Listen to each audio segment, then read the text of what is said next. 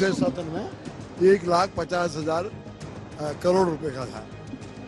उसमें 1,40,000 करोड़ रुपया अतिरिक्त कर्जा लिया गया है। सरकार ने मार्केट से, बैंकों से लिया है और फिजूल खर्ची हो रही है और उसका कारण सरकार की आर्थिक स्थिति बहुत कमजोर हो गई है। वही हुआ जिसका अंदाजा था।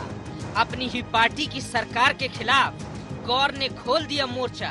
वही सरकार जिसके कभी सिरमौर रह चुके हैं गौर, वही सरकार जिसके कबीना में कुछ दिनों पहले तक वो एक कद्दावर मंत्री हुआ करते थे। गैरों से तो सदन में हमेशा जूझती आई है सरकार, लेकिन उसके अपने ही उसे इस कदर निशाने पर लेने लगेंगे, इस बात का अंदाजा शायद ही उसने कभी लगाया हो। और सरकार को घेरने का मुद्दा भी वो जिसे उसकी दुखती रग माना जा सकता है। जी हाँ, अनुपूरक बजट पर जब सदन में चर्चा चल रही थी, उस वक्त गौर अपनी ही सरकार की बगावत करते दिखे और उनसे पूछ लिया कि आखिर मतलब क्या है इस बजट का। पैसे नहीं है तो क्यों कर रहे हो इतना खर्चा? क्या है इस फिजूल खर्ची के पीछे की वजह? गौर का कहना भर था कि कांग्रेस को बैठे बिठाए एक मुद्दा मिल गया और मामले को लेकर बैकफुट पर दिखाई दी सूबे की भाजपा सरकार। जो लंबे समय तक सरकार में मंत्री रहा, मुख्यमंत्री रहा, सरकार की असलियत उसे पता है।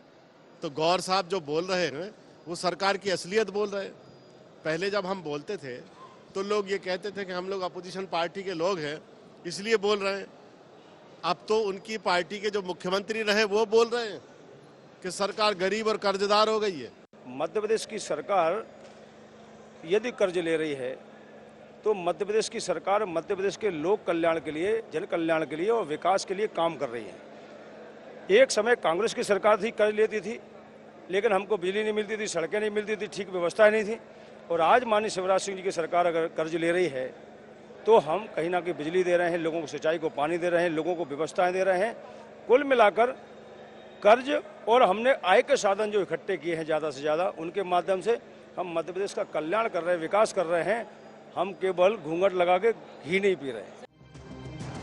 यकीनन एक दफा फिर अनुपूरक बजट सरकार की किरकिरी की वजह बनता जा रहा है, लेकिन इस बार बाबूलाल गौर के हस्तक्षेप ने कहीं न कहीं उसकी परेशानी को बढ़ाने का काम किया है। चलिए अब हम आपको बताते हैं कि आखिर क्या है अनुपूरक बजट। कोई सरकार अनुपूरक बजट के जरिए आकस्मिक निधि से पैसा लेती है। ये पैसा उस खर्च को पूरा करने में होता है जिनका उल्लेख आम बजट में नहीं किया जाता। अनुपूरक बजट से जुड़े प्रावधान के अंतर्गत सरकार नई योजना शुरू नहीं कर सकती। इस बजट के व्यय विवरण पर सवाल उठाया जा सकता है, लेकिन औचित्य पर नहीं। हालांकि अनुपूरक बजट को लेकर सरकार का वित्तीय प्रबंधन जरूर सवालों के घेरे में आता है। पिछले साल 4 अनुपूरक बजट लाकर शिवराज सरकार ने एक अलग रिकॉर्ड रच दिया। उस वक्त गौर शिवराज कैबिनेट का हिस्सा हुआ करते थे, तब एक बार भी इसे लेकर उनकी मुखालफत नजर नहीं आई। और अब जबकि उनकी शिवराज कैबिनेट से रवानगी हो गई है, ऐसे में ये खिलाफत काफी हद तक लाजमी भी थी। ऐसे में ये देखना होगा कि सत्ता पक्ष के इस आपसी घमासान का विपक्ष किस हद तक फायदा उठा पाता है। IND 24 के लिए भोपाल से आकाश सेन के साथ विवेक पटिया की रिपोर्ट।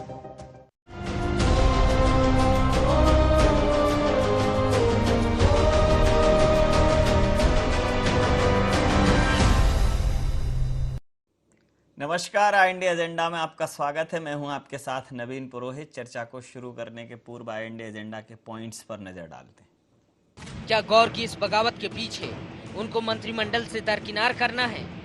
यदि नहीं तो फिर इतने समय से उन्होंने ये मुद्दा क्यों नहीं उठाया? क्या अनुपूरक बजट पर गौर के हस्तक्षेप ने सरकार को बैकफुट पर ला दिया? क्या सरकार में पनपे इस घमासान का सियासी फायदा ले सकेगी कांग्रेस?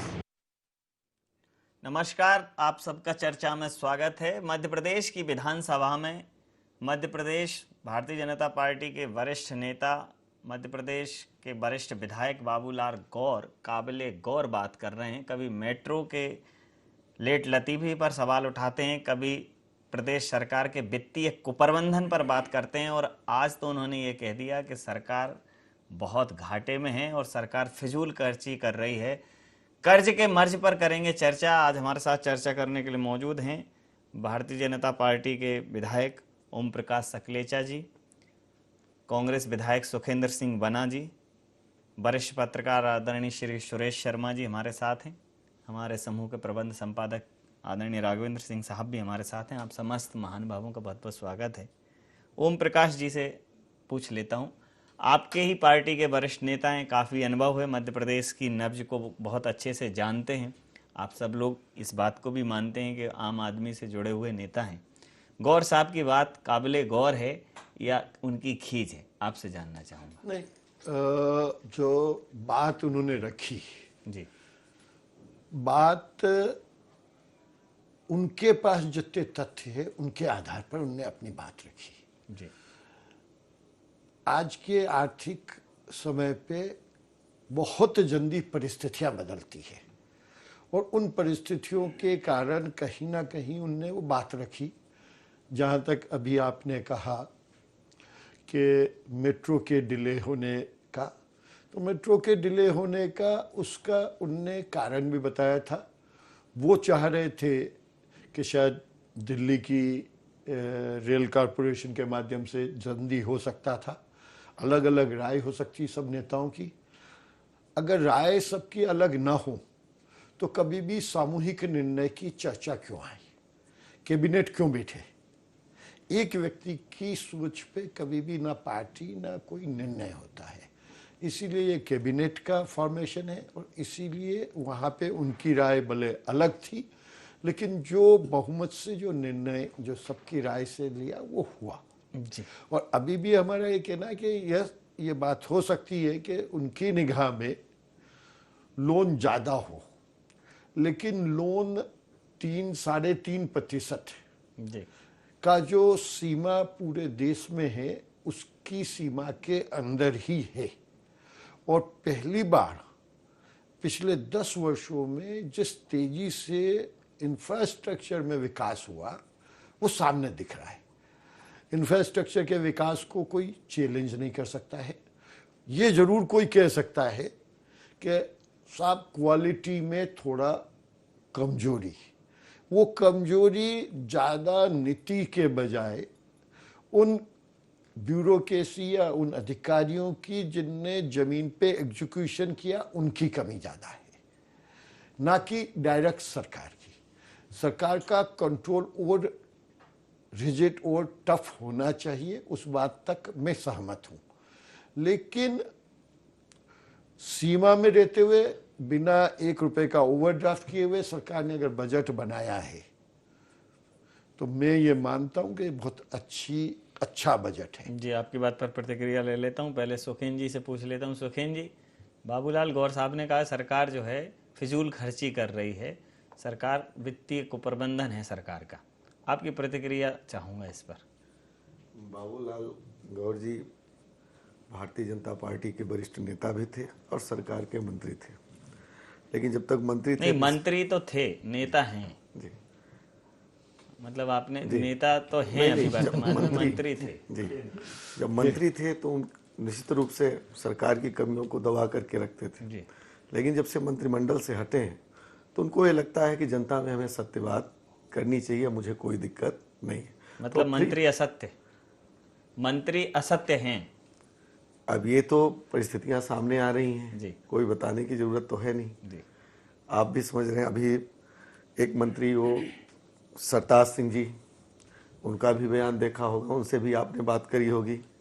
तो जब सरकार में रहते हैं तब तक उनके ऊपर दबाव रहता है, घर को छिपा करके रखते हैं। जब घर से बाहर हुए, उस कुनबे से बाहर हुए, तो उनको ये लगा कि नहीं, अब हमें जनता के बीच में सत्य बात करनी चाहिए और वो धीरे धीरे सच्चाई सामने आ रही है।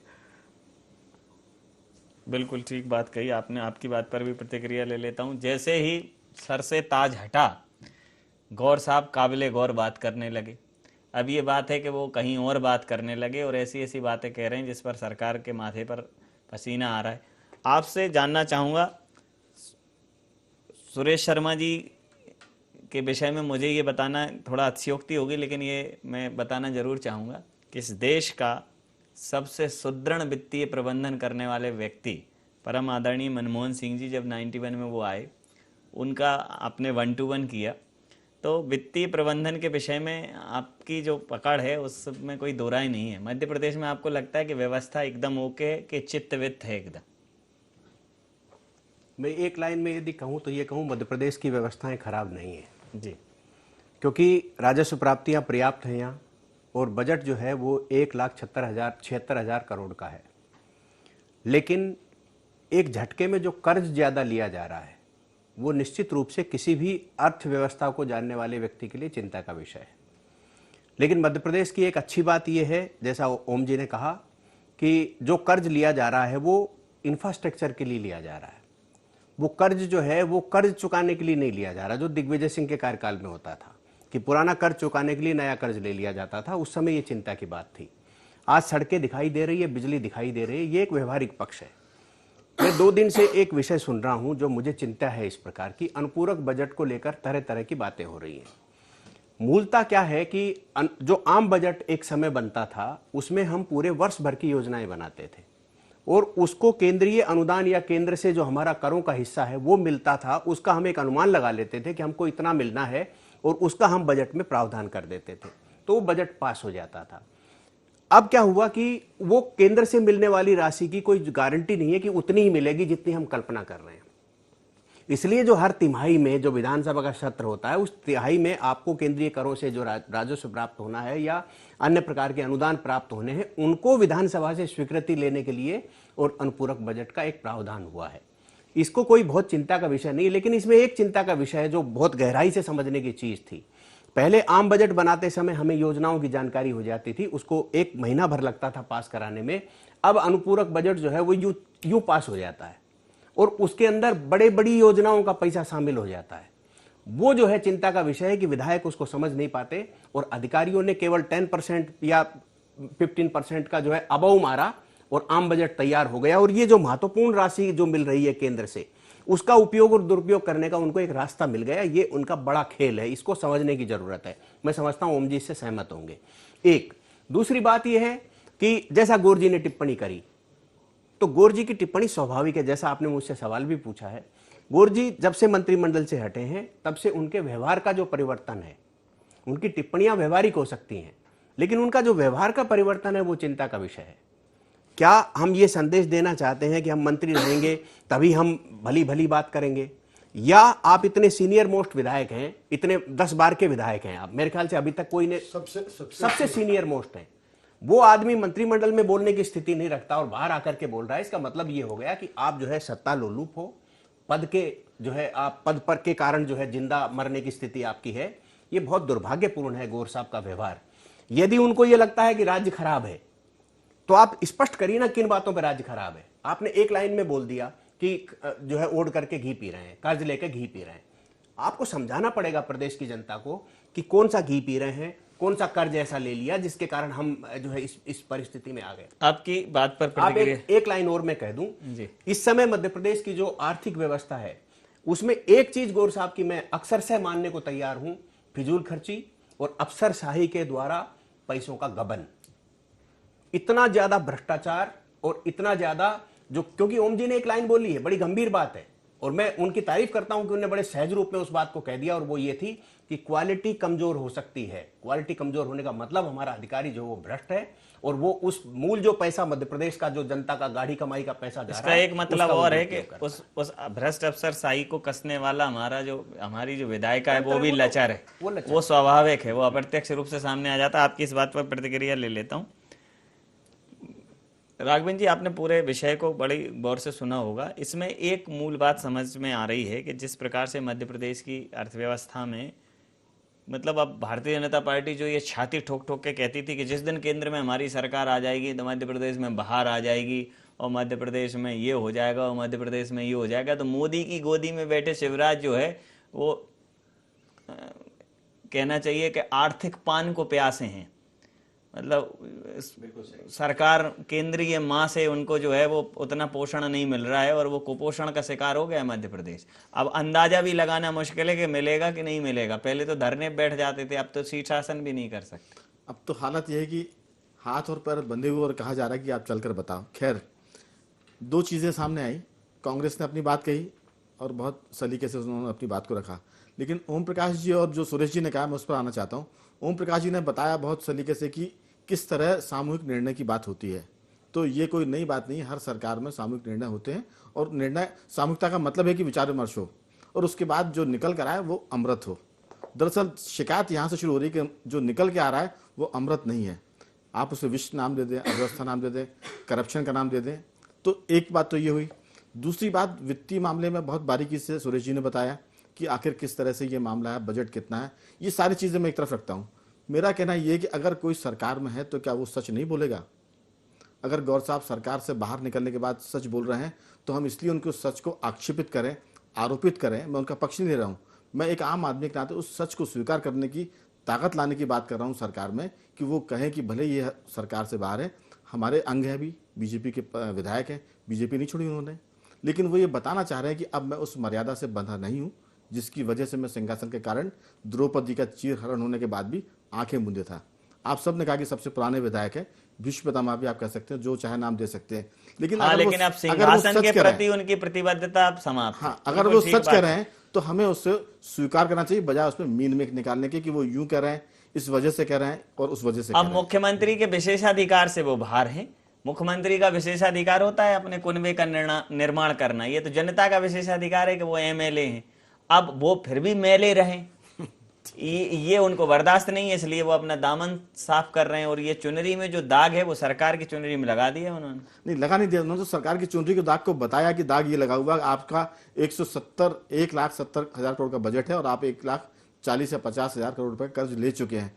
तो ठीक है ना, सरकार स्वीकार करे के लिए आए, जैसे उन्होंने कहा ओम प्रकाश जी ने कि वो पैसा खर्च हो रहा है इंफ्रास्ट्रक्चर पर, लेकिन जो उन्होंने बात की जिसको रेखांकित किया है सुरेश जी ने कि क्वालिटी गड़बड़ है। क्वालिटी के अलावा सुरेश जी ने एक बहुत आर्थिक जो है, आर्थिक कहना चाहिए उसको, कुशलता की एक टिप्पणी की कि पहले जो बजट होता था उसमें ये प्रावधान होता था कि ये बजट आएगा तो फला योजना में लगेगा। अब अनुपूरक इंटरफेयर करूं? जी बिल्कुल, आपने बहुत अच्छे से बात रखी। जी जी। मैं अंदाजिया इस मध्य प्रदेश की विधानसभा में 6 साल एस्टिमेट कमेटी का चेयरमैन रहा। जी जी। 6 वर्ष में मेरा ख्याल है कोई भी ऐसा विभाग शायद ही बचा हो जिसके अकाउंट्स हमने अलग अलग विषय पे ऑडिट ना किए हो, उनके विषय पे जांच नहीं की। अगर अपन मूल बात पे आए तो जो पूरी प्रक्रिया बनी हुई है उस प्रक्रिया पे मंथन करने की ज़्यादा ज़रूरत है कि बजट बनता कैसे है और बनने के बाद उसमें अनुपूरक बजट क्यों आता है। आज बजट एक चीज़ का प्रस्ताव बनता है, प्रस्ताव बनने के बाद वो आता है भोपाल तक, कहीं से भी योजना बनी और भोपाल आने में 3 महीने गए। 3 महीने के बाद उसकी बजट, उसकी टेक्निकल स्वीकृति, फिर उसका बजट का प्रावधान, फिर बजट की अलोकेशन, फिर उसका टेंडर प्रक्रिया, और जब तक वापिस वो जमीन पे एग्जीक्यूशन पे आता है तब तक 1 से 1.25 साल का औसत टाइम गुजरता है। 1.25 साल के औसत टाइम में इकोनॉमी किस करवट बैठेगी, ठेकेदार की वैल्यूएशन क्या आएगी, और नियम ये कहता है कि जो अक्षरशः आपने बजट किया उस अक्षरशः इस काम को एग्जीक्यूट करो। मैं ये मान के चलता हूं कि 90% संभव ही नहीं है। जब ये संभव ही नहीं है तो या 2 ही रास्ते बचे, या तो अनुपूरक लाके उसकी कहीं ना कहीं प्लस माइनस करे, भरपाई करो या भ्रष्टाचार करो, या फिर आप उसको कैसे भी मैनेज करो। हाँ, वही कैसे भी मैनेज करो। अब इन दोनों में से कौन सा रूट जनहित में ज्यादा उचित होगा, ये जनता को तय करना चाहिए। भ्रष्टाचार तो किसी भी तरह जनहित में उचित नहीं होगा, तो फिर अनुपूरक तो आएगा ही आएगा। इस जबरदस्त सफाई के लिए साधुवाद। जी जी, मैं आपके पास आऊंगा, लेकिन पहले मैं जरा सुखेंद्र सिंह जी से ले 1-2 लाइन और बिल्कुल बोलिए। आपका ही मंतव्य सुनना है। तो दूसरा विषय जो आया, जब ये सब प्रक्रिया में से गुजरता है तो वो अनुपूरक लाना अनिवार्य हो गया। अब अनुपूरक के साथ इकोनॉमी की जो फ्लक्चुएशन और जो मंदी का जितना दौर है, उस मंदी के दौर में आपकी रेगुलर ग्रोथ इतनी मेंटेन करना अपने आप में बहुत ऐतिहासिक काम है। आप केवल ये कह के कि एक व्यक्ति या एक विषय पे प्लस माइनस, ठीक है, उनकी ये चिंता जायज है, कोई भी बुजुर्ग आदमी हो घर का किसी को भी लोन ज्यादा लेना पसंद नहीं आएगा। जी। कोई भी बुजुर्ग आदमी ले लो, जी। आप अपने परिवार का ले लो, आपके परिवार के, आप अपने पिताजी दादाजी से पूछो वो लोन लेना, वो उनने कभी गाड़ी के लिए लोन लिया क्या, वो बोलेंगे बिल्कुल नहीं लिया। लोन लेने की प्रक्रिया कब शुरू हुई? जब मारुति और सिटी बैंक ने कंबाइंड इंडिया में काम करी, तब कंज्यूमर गुड्स पे लोन लेने की प्रक्रिया। तो वरिष्ठ लोग हमेशा ये बात कहेंगे, लेकिन हमें यह समझना है कि आज की दौर में जब हमारे पास जो यूथ आ रहा है, उस यूथ को आगे बढ़ने के लिए जिस इंफ्रास्ट्रक्चर की जरूरत है, जिस इंफ्रास्ट्रक्चर की जरूरत है, क्या हम वो इंफ्रास्ट्रक्चर बना के दे पा रहे हैं? मुझे इस बात पे ज्यादा में आपने बहुत टेक्निकल बात कही, बहुत अच्छी बात कही, उस पर भी गंभीरता सोचने की जरूरत है। सुखेंद्र सिंह जी, लोन जो है, लोन तो बैकबोन है, लोन तो लेना पड़ेगा। लोन है तो फोन है, लोन है तो गाड़ियां हैं, लोन है तो विधायकों के बड़े बड़े भत्ते हैं, लोन है तो विदेश दौरे हैं, लोन है तो दुनिया के दिखावे हैं, और हैं, तो मतलब लोन तो चाहिए। लोन क्या है? लोन तो आज की उसका डिमांड हो गया है, और डिमांड जो है आप ही लोग करते हो, चीजें आप ही की तरफ से आती हैं। जैसा प्रक्रिया बताया, वो प्रक्रिया भी ऐसी है कि प्रक्रिया दो ही तरीकों से पूरी हो सकती है, या तो भरपाई से या भ्रष्टाचार से। अब आप कैसे पूरा करेंगे? प्रक्रिया तो सरकार की योजनाओं की प्रक्रिया बहुत क्लियर कह दिया उन्होंने, दो तरीके से पूरी हो सकती है, या तो भरपाई से या भ्रष्टाचार से। अब आपको पास कोई तीसरा तरीका? जनता समझना चाहती है इसको। बहुत इससे पहले इतना क्लियर कभी नहीं हुआ किसी मुद्दे पे कोई डिबेट। अब इस मुद्दे पर हमारे सीनियर विधायक हैं, उनको बहुत सारे इन सब चीज़ों का अनुभव है जी। अब हम तो 2.5 साल के विधायक हूँ, बहुत सारी चीज़ों का अनुभव अभी नहीं है। लेकिन अभी आपने कुछ बात कही थी जी कि केंद्र की सरकार को लेकर के, तो मैं ये कहता हूँ कि अनुपूरक बजट जो आया, तो केंद्र सरकार जब भारतीय जनता पार्टी की है, फिर किस बात की डर है? वो तो जो आप कहेंगे वो होगा। फिर अनुपूरक बजट क्यों आता है? अनुपूरक उनके या आपके कहने से नहीं आ रहा, अनुपूरक is the need of the day. आप बात को समझिए। अब मैं समझ लेता हूँ, अब मैं समझ लेता हूँ, मैं समझ गया मैं क्यों आता है कि ये एक ऐसा विषय है जिसमें फेल होना ही है। या तो आप नकल करो या फेल हो जाओ तो सप्लीमेंट्री दो, मतलब कुल मिला के आप पढ़ो और फेल हो और आप सप्लीमेंट्री दो और पास हो। नहीं तो नकल कर लो, नकल कर लो, भ्रष्टाचार की नकल है। और वही भैया, अनुपूरक के बिना कोई भी बजट वैलिड हो ही नहीं सकता किसी भी दुनिया में, क्योंकि 2 साल पुराना एस्टीमेट आज कैसे इफेक्टिव आप कर लोगे? आप मुझे बता दीजिए। चिंता जो सुरेश जी ने जताई वो ये है कि 6 विषय में अगर एक में सप्लीमेंट्री आए तो ठीक है, हर विषय में आदमी सप्लीमेंट्री हर विषय में आएगी ना। आप प्रक्रिया को समझिए ना, नहीं प्रक्रिया को समझिए, आप प्रक्रिया को चैलेंज करिए। पर मैं इससे सहमत नहीं हूं। जी इसलिए सहमत नहीं हूं, इसलिए सहमत नहीं, मैं तथ्य दे रहा हूं जी। इसलिए सहमत नहीं हूं कि बजट बनने की प्रक्रिया कोई 2-3 साल से शुरू नहीं हुई। जी जी। मुझे याद है, राघवेंद्र जी को भी याद है, हमने कम से कम 8 बजट जो है वो अजय नारायण मुस्कान जी के अटेंड किए हैं। जी जी। 9 बजट जो है राघव जी भाई के अटेंड किए हैं। 17 बजट तो मैं अटेंड कर चुका हूं, उनमें मैंने सवाल पूछ करके बातचीत की है। तब भी यही प्रावधान होते थे, तभी एस्टीमेट ऐसे ही बनते थे। अब आज ऐसा क्या हो गया कि वो एस्टीमेट बढ़ रहा है? जी जी। जो एस्टीमेट बढ़ रहा है इसका मतलब या तो हमारे बनाने की त्रुटि है, या हम बनाने के बाद कुछ ज्यादा लेने की पोजीशन में हैं। और जो है, यदि मान लो मैं कहीं इशारा करूं तो ये कि भाई 2 घराने ऐसे हैं जिन घरानों से संकेत हो जाता है कि साहब बढ़ा दीजिए, तो वो बढ़ा देते हैं। यदि मान लो ये स्थिति है, तब फिर क्या जो है हम प्रावधान कर रहे हैं? यदि हमारी नौकरशाही या हमारे अर्थशास्त्र के जानकार जो बजट बनाने में मदद करते हैं, वो यदि एस्टीमेट ही सही तरीके से नहीं लगा सकते, तो फिर हम सरकार को धन्य कहेंगे? इसके अलावा फिर बचता क्या है? फिर ऐसी सरकार का क्या है जो दान के सहारे चल रही है? समय सीमा के चलते सर, मैं दान के चलते ना तो सरकार चलती है, एस्टीमेट हमेशा जी जी उन दिन के टेक्निकली बजट पर फिर से चर्चा करेंगे। अभी तो देखिए, बहुत संक्षेप में ये है कि जो सुरेश जी कह रहे थे, मैं भी वही बात सोच रहा था कि आखिर ये बजट नया नहीं है। ऐसा नहीं कि अचानक इस साल आ गया हो और आप उसमें अनुपूरक भी आप लाने का हक रखते हैं, क्योंकि प्रथम द्वितीय तृतीय आप ला सकते हैं। लेकिन संकट ये है, ओम प्रकाश जी, संकट ये है, उससे हम सहमत हैं। और 2 विषय आपको बता दें सर, 1 मिनट, आधा मिनट बीच में, एक आधा मिनट और दे दीजिए, आपकी लाइन और थोड़ी सी स्पष्ट कर दूं।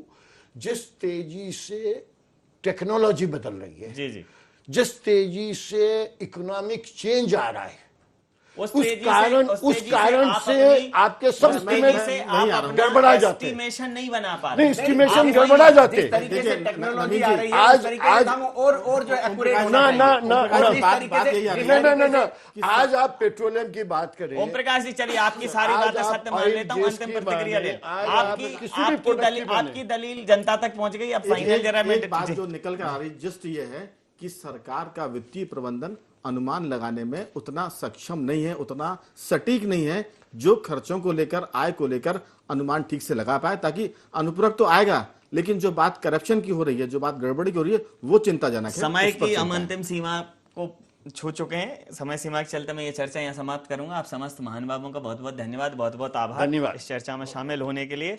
तो मध्य प्रदेश में वित्तीय कुप्रबंधन है, ये मध्य प्रदेश के एक वरिष्ठ भारतीय जनता पार्टी के नेता बाबूलाल गौर ने कहा। मध्य प्रदेश में विकास के लिए लोन चाहिए, विदेश दौरे, बड़ी तनख्वाह, महंगे गैजेट और फोन चाहिए। मध्य प्रदेश में चाहिए का बाजार गर्म है, लोन लाइए और चाहिए, इसमें क्या शर्म है।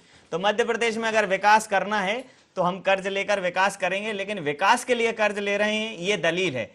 क्या विकास से आय के स्रोत डेवलप हो रहे हैं? क्या उस इंफ्रास्ट्रक्चर से हम बड़े उद्योग धंधे लगा पाए हैं? 12 साल में मध्य प्रदेश के पटल पर ऐसा क्या बड़ा हुआ है जिससे कर्ज का घी पी के मध्य प्रदेश तंदुरुस्त हो गया? ये सोचने का विषय है। तमाम सारे टेक्निकल पॉइंट्स हैं जिनको जनता समझने सोचने की जरूरत समझेगी, लेकिन अभी तो जनता के बजट से दाल, टमाटर और प्याज भी बाहर है। IND एजेंडा में इतना ही। आप बने रहिए IND 24 के साथ और देखते रहिए IND 24। नमस्कार।